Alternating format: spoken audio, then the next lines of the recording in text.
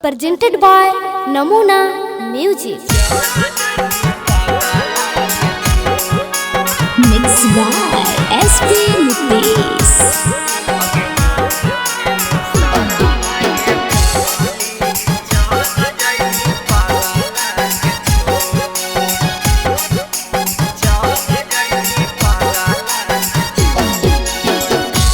Namuna Recording Studio,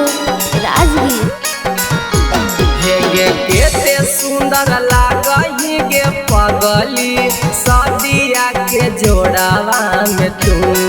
अगे केते सुंदर लागही गे पगली सदिया के जोड़ावा में तू अगे होते भिनु सारावा गे पगली चल जइही पागला के छोड़ अगे होते भिनु सारावा गे पगली चल जइही पागला के छोड़ केते सुंदर लागही गे पगली सदिया के जोड़ावा में तू अगे केते सुंदर लागही गे पगली सदिया के जोड़ावा में तू अगे होते भिनु सारावा गे पगली चल जइही पागला के छोड़ अगे होते भिनु सारावा गे पगली चल जइही पागला के छोड़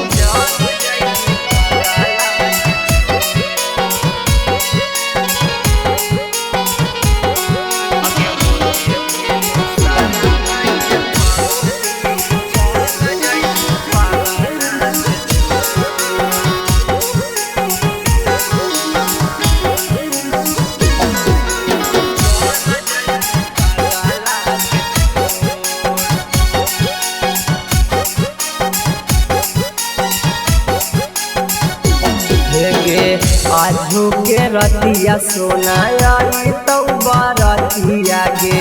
यही सोची सोची हमर फटा हकौ छतिया गे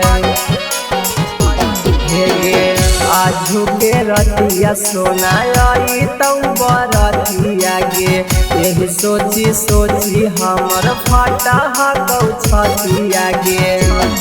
अगे होते जाई मालावा गे सोनामा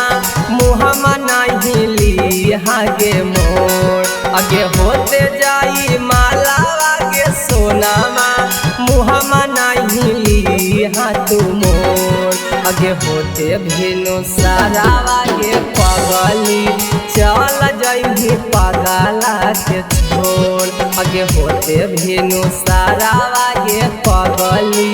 चल जइही पागला के छोड़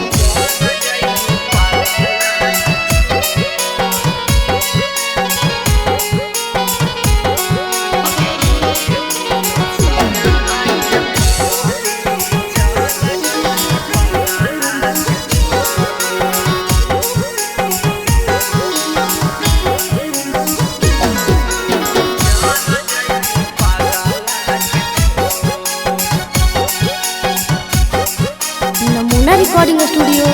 Rajgir. हेगे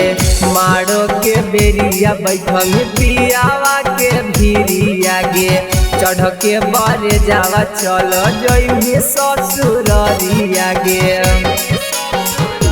सोना मारो के बेरिया बैठम पियावा के भीरिया गे चढ़ के बारे जावा चल जइही ससुररिया गे अगे पिंचू बिपिनावा के सोनावा दिलावा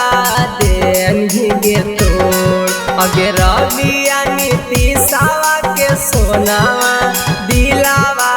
देनही गे तोड़ अगे होते भिनु सारावा गे पगली चल जइही पागला के छोड़ अगे होते भिनु सारावा गे पगली चल जइही पागला के छोड़ Presented by Namuna Music.